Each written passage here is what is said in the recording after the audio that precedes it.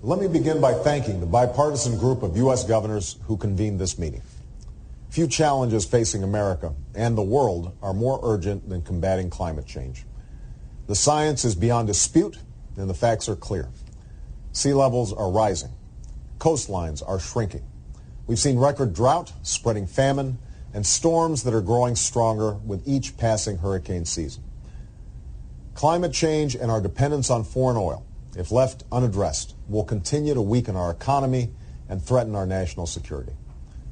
I know many of you are working to confront this challenge. In particular, I want to commend Governor Sebelius, Governor Doyle, Governor Christ, Governor Blagojevich, and your host, Governor Schwarzenegger.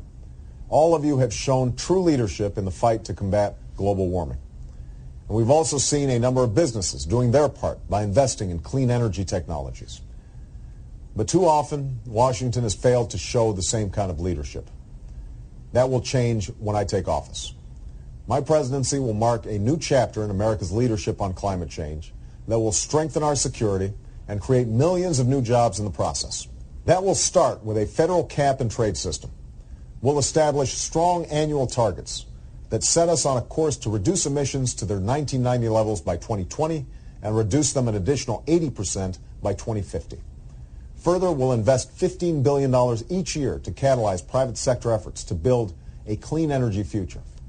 We'll invest in solar power, wind power, and next-generation biofuels. We'll tap nuclear power while making sure it's safe, and we will develop clean coal technologies.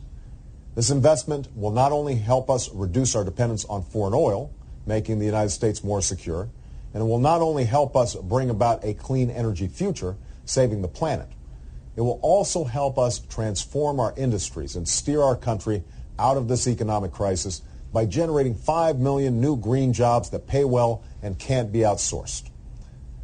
The truth is, the United States can't meet this challenge alone. Solving this problem will require all of us working together.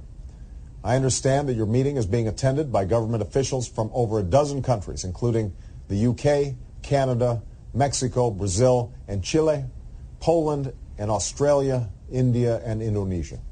And I look forward to working with all nations to meet this challenge in the coming years. Let me also say a special word to the delegates from around the world who will gather at Poland next month. Your work is vital to the planet. While I won't be president at the time of your meeting, and while the United States has only one president at a time, I've asked members of Congress who are attending the conference as observers to report back to me on what they learned there.